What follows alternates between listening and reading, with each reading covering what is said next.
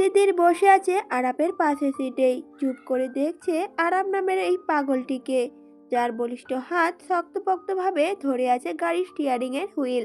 আরাপের ঘন চুল, চোখের চাহনি আর কথা বলার ধরন সবটাই তিতিরের বিপরীত। যে যদিও পরিস্থিতি স্বাভাবিক হতো, যদি অজ্ঞান না করে বিয়ে করার বদলে কোনোদিনও বিয়ের প্রস্তাব নিয়ে আসতো তাদের বাড়ি, তাহলে সেদিনই প্রেমে পড়তে বাধ্য হতো তিতির এই পাগলটার। হুট করে ব্রেক করলো আরাপ, আর তার সাথে সাথে ভাবনার বিচ্ছেদ ঘটলো তিতিরের। নড়ে চড়ে বসলো ও।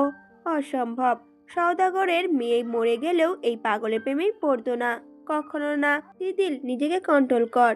নিজের মনে এসব ভাবতে ভাবতে মেয়েটা টেরি পেল না কখন আরাপ গাড়ি দরজা খুলে দিয়েছে।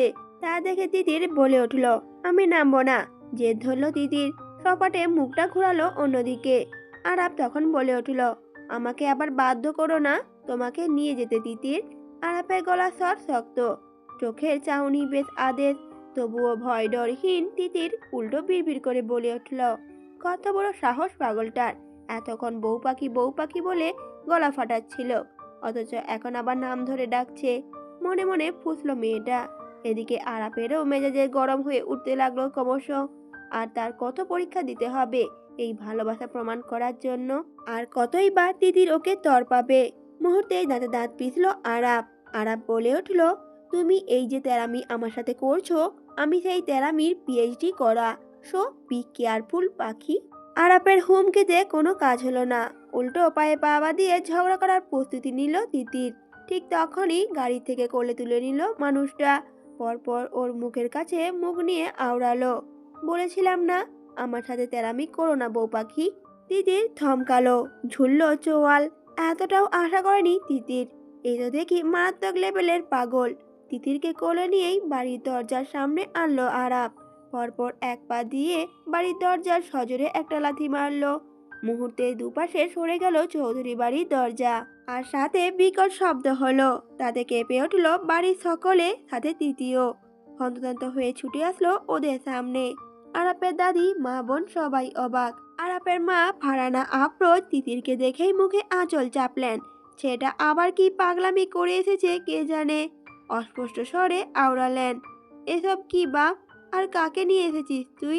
আরাপের কপালে ভাঁজ, সূচক শব্দ করে বলে উঠল, আশ্চর্য তো মা, কোলে করে তো আর পাশের বাড়ি বউকে নিয়ে আসবো না, অবশ্যই নিজে বউকে এনেছি। ছেলের কথা শুনে আঁতকে উঠলেন ফারজানা। অথচ আরাপের দাদি ভীষণ খুশি হলেন, তাই ফোকলা দাঁতেই হাসলেন। তারপর তাগাদা দিয়ে বললেন, আহা বৌমা, আগে ওগরে ঘরে যাইয়া দাও তো। দাদু ভাই যেই কখন থাইকা নাথ বউরে কোলে নিয়া দাঁড়াইয়া রয়েছে। তিতিরের মুখ কিঞ্চিত ফাঁক হয়ে গেল অবাকে। দাদি তো দেখি নাতির এক কাটি উপরে, আর তাদের কাজের মেয়েটা তো মিটিমিটি হাসছে ওদের দেখে। লজ্জায় পড়ে যায় তিতির। আরাফের কানের কাছে নিজের মুখ নিয়ে বলে ওঠে চোখ মুখ খিচে, আপনি কি পাগল? প্লিজ আমাকে নামিয়ে দিন, প্লিজ। আপনার সব কথা শুনবো আমি, কিন্তু দয়া করে আমাকে আর লজ্জায় ফেলবেন না আপনি। আরাফের অভিব্যক্তি নীরব। সেভাবেই কাঁধ উঁচিয়ে বলে উঠল, টু লেট বউ পাখি। তখন যদি তেরামিটা না করতে, তাহলে এখন এই লজ্জায় পড়তে হতো না তোমায়, আর পাগলটার পাগলামিও দেখতে হতো না। কথাটা বলার পরপরই উপরতলা যেতে লাগলো সিঁড়ি বেয়ে আরাপ। আর তখনই তার সামনে এসে দাঁড়ালেন আরাপের বাবা আহনাব চৌধুরী। ক্রোধিত গলায় বলে উঠলেন, দাঁড়াও, বাথরুমের একটা সীমা থাকা উচিত। আমার অনুমতি ছাড়া কোথায় যাচ্ছ তুমি? মেরে তোমার। আর কিছু বলতে পারল না আহনাব চৌধুরী, কারণ তার আগেই আরাপ বলে উঠল, তোমাকে নাতি নাতনি গিফট করতে যাচ্ছি বাবা, এখন প্লিজ ছেড়ে দাও, নয়তো সব এনার্জি এখানেই শেষ হয়ে যাবে। ছেলের কথা শুনে ভদ্রলোক বুকের সাথে সাথে হাত চেপে ধরলেন।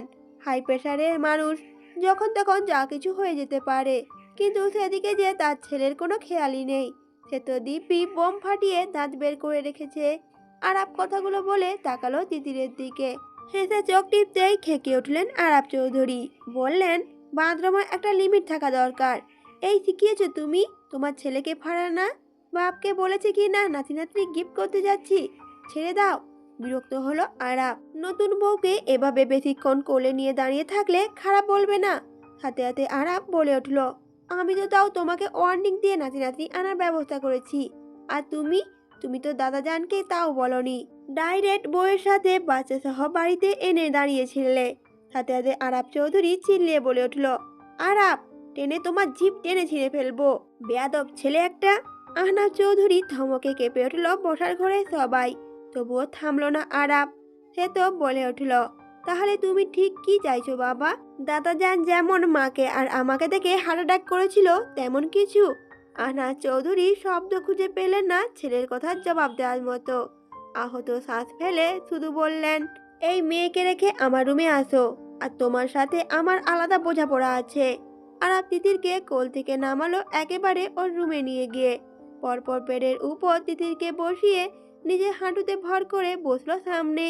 মাথায় হাত বুলিয়ে দিতে দিতে বলে উঠল, বাবার কথা কিছু মনে করো না, প্রথমবার শ্বশুর হয়েছে তো, তাই একটু বেশি রিয়েক্ট করে ফেলেছে। বিরক্তিতে চোখ মুখ খিঁচল তিতির। কিছু বলতে গিয়েও নিজের ঠোঁট চেপে ধরলো, আটকালো। এই লোকটাকে কিছু বলা আর না বলা সমান, বাবাকে পর্যন্ত ছাড় দেয় না। হঠাৎ আরাপের কিছু একটা মনে পড়তেই উঠে দাঁড়ালো। আবদারের স্বরে বলে উঠল, আমি চৌধুরী সাহেবের সাথে একটু কথা বলে আসছি। মিষ্টি, তোমার খাবার নিয়ে আসলে খেয়ে নিও, কেমন? দিদি নিশ্চুপ, ভাবছে শুধু কি থেকে কি হয়ে গেল। এখন বাসায় জানাবে সবটা কিভাবে? এখন তাকে একটা ফোন জোগাড় করতে হবে আর বাসায় জানাতে হবে সবটা।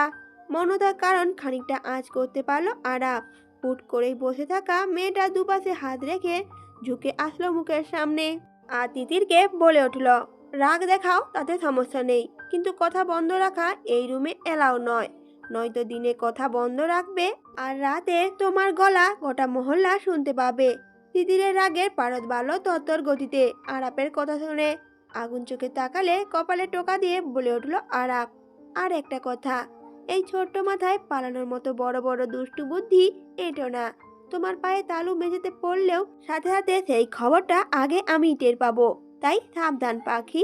বাকরুদ্ধ হয়ে গেল তিতির। হতবিহল হয়ে চেয়ে চেয়ে দেখলো আরাপের প্রস্থান। এই পাগলটা কি করে বুঝলো সে যে পালানোর কথা ভাবছিল? তখনই খাবার নিয়ে রুমে ঢুকলো মিষ্টি, সম্পর্কে যে আরাপের ছোট বোন। বয়স বেশি না, তিতিরের থেকে কয়েক বছরের ছোট হবে, তবে নিজের নামের মতোই সে মিষ্টি এবং মিশুক। তিতিরের পাশে বসেই আগে বলে উঠল, তোমাকে ভাবিজান বলে ডাকি। তিতিরও সাথে সাথে মাথা কাত করতেই আনন্দে মিষ্টি বলে উঠল, তোমার কাছে একটা আবদার করব ভাবিজান, ছোট বোন হিসেবে।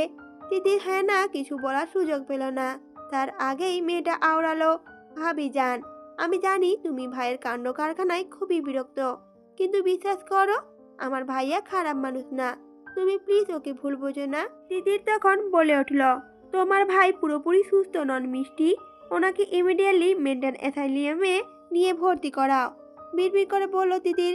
কিন্তু মিষ্টি শুনে ফেললো সেটা। দীর্ঘ একটা শ্বাস ফেললো সাথে সাথে। পরপর খাবারের থালাটা তিতিরের সামনে রেখে বলে উঠল, ভাবি যান, তুমি খেয়ে নিও মনে করে, আর কিছু লাগলে আমাকে ডেকো। মিষ্টি উঠতে লাগলো চলে যাবে বলে, কারণ মিষ্টি কোচিংয়ে যেতে হবে, সামনে পরীক্ষা, তাই আর বেশি সময় ধরে বসতে পারবে না এখানে। মিষ্টি উঠতে নিলেই হাতটা খপ করে ধরে ফেললো তিতির আর বলে উঠল, তুমি এইমাত্র বললে না আমার কিছু লাগলে তোমাকে ডাকতে। মেয়েটা উপর নিচ মাথা নাড়ালো বোকা বনে। মনে মনে বাঁকা হাসলো তিতির আর ভাবলো এখান থেকে এবার পালাতে হবে। গলা স্বর একটু নিচু করেই বলে উঠল, আমাকে জাস্ট 2 মিনিটের জন্য তোমার ফোনটা একটু দিতে পারবে?